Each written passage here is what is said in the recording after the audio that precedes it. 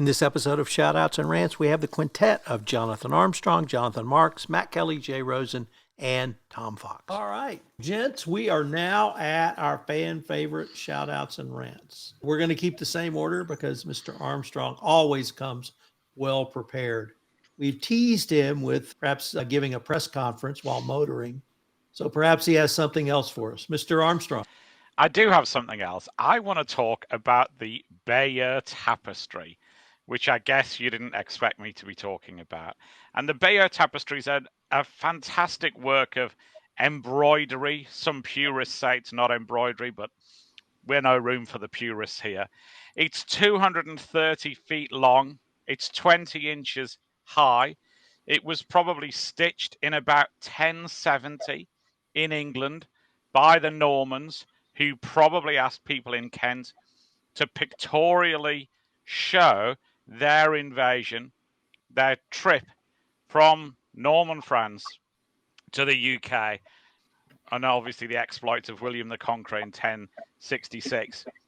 In 1792, the Bayeux Tapestry was confiscated by revolutionary French forces who wanted to use it effectively as a tarpaulin sheet over wagons sending stuff back to Paris, and it was rescued by a local lawyer who hid it.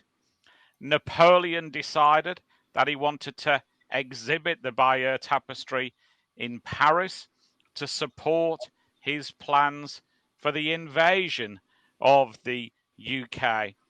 And when those plans fell apart, he mournfully returned it to Bayeux to try and follow the Ricky Gervais saying of, if at first you don't succeed, destroy the evidence that you ever tried. And we know that in the Second World War, in June 1944, Bletchley Park intercepted messages from Himmler promising that the Bayeux Tapestry would go to Berlin to be exhibited by Hitler to show, to embody the fact that he had conquered Europe and he was effectively more than William the Conqueror in that he possessed the tapestry as well as the whole of Europe. So why randomly would I talk about the Bayeux Tapestry? Because the UK government this week proposed legislation in its online harms bill that would prohibit any form of material on the internet which could be seen to promote the use of small boats to cross the channel. And some commentators say that it is likely that the legislation is so poorly drafted that it will prevent anybody ever talking about the Bayeux Tapestry online ever again. So the UK's version of government cancel culture might destroy any talk about those achievements of 1070 and the integral history of the Bayeux Tapestry that, like the tapestry itself, is interwoven in the history of Europe. Sunak, look at what you're doing and understand the consequences, the long-term consequences of denying people education rather than going for a quick sound bite, whether or not you're wearing your seatbelt in the back of the car. Wow, Matt Kelly, you have a high bar. I'm going to keep it simple. I have a rant about the Justice Department. I am still ranting a bit about the idea, the policy from the Justice Department now that chief compliance and chief executive officers will need to certify the strength of the compliance program as part of corporate resolutions. I think this is an idea that is elegant in theory and difficult and impractical in practice. And now we actually have a first example of that from Danske Bank. Danske Bank settled a case, a money laundering case last month.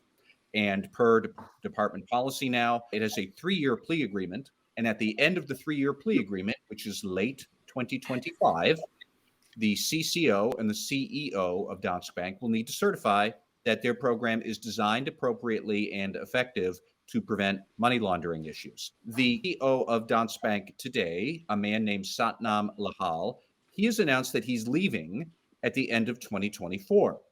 Now, for the record, I don't know Mr. Lahal. I've never met him. I hear good things that he has been with the bank since 2019. He's been CCO since 2021, has played a strong role in building up Danske Bank's program to this date. However, if he leaves at the end of 2024, who certifies the strength of the program in 2025? And I asked the Justice Department this, and now finally they have gotten back to me this morning that they said that their expectation is that the current CEO at the time will be the person who signs that certification at the end of a 3-year DPA or a plea agreement or probation period or whatnot. And this is my rant, is that yet again, I don't see how this really is a comfortable idea in practice. So the next CCO at Danske Bank is going to certify the strength of a program that he or she did not design. How do you get to review that program before you agree to take the job? What if the bank or any employer in this position tells the candidate, no, we're not going to let you do that. Our program's our program. What happens if you decide you want to revamp it all after you start the job? Do you get to do that? Do you go back to the Justice Department and say, the program we had originally signed when we settled this at the beginning of the agreement, we're changing all that up now, and we're going to certify to something else in the end of the DPA? There are plenty of questions here that remain unanswered, very practical. When I floated the department's answer about Danske Bank in particular to several CCOs, as one person said to me, oh, great, so I have to roll the dice if I want to take that job. I think that's a fair assessment of the department's position. What are we doing here? And I don't doubt that maybe we could answer that and figure out what we're doing here, but I would like us to know what we're doing before we start signing CCO settlement agreements like they're going out of style. But now we have at least 3 or 4. We're going to have certainly more in 2023, I'm sure, but we need much more guidance about how this works in practice to get compliance officers into their comfort zone with this idea that, as I said, it's nice in the abstract. I still don't see how it works very nicely in practice, and my concerns remain. Mr. Marks. Wow, that's 2 tough ones to follow. Notice of air missions. How can the FA computer program that doesn't function, or somebody unintentionally delete rounds almost every aircraft in the United States? And ironically, Canada not too long after ours. So I'm still waiting to really hear what happened here, that it wasn't because of unintentionally deleted files. So that's my... Very short, sweet, and concise. Jay Rosen, what do you have for us? It's decidedly weak sauce compared to my compatriots here, but after some tinkering with the number of playoff teams due to the pandemic over the past 2 years, looks like the NFL finally got it right for the 2023 playoffs. Starting with 7 teams in each of the 2 conferences, there are now 8 remaining teams who will compete in 4 games that will be played over the weekend of January 21st. The games are all compelling, and I'm looking forward to a great weekend. So here's to the NFL for getting the playoffs right, at least right for 2023. Tom? I have my first dual shout out. I'm going to begin with shouting out to Federal District Judge Middleton, who yesterday sanctioned Donald Trump, the Trump Organization, and his counsel for bringing a frivolous lawsuit against Hillary Clinton and 19 others. The sanction was for $938,000. And I'm going to read from the order. Quote, "This case should never have been brought. Its inadequacy as a legal claim was evidence from the start. No reasonable lawyer would have filed it. Intended for a political purpose, none of the counts of the amended complaint stated a cognizable legal claim. 31 individuals and entities were needlessly harmed in order to dishonestly advance a political narrative.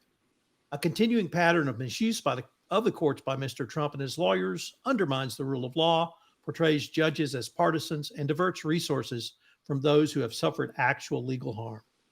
I grant the defendant Dolan's motion for sanctions. Now before me is a motion, or previously granted, now before me is a motion for sanctions brought by 18 other defendants. The reasons also stated in my order, those sanctions are awarded. Now, as great as that order was, what takes it into the level of a true shout out is that the judge not only sanctioned Donald Trump, but he sanctioned Trump's lawyer jointly and severally.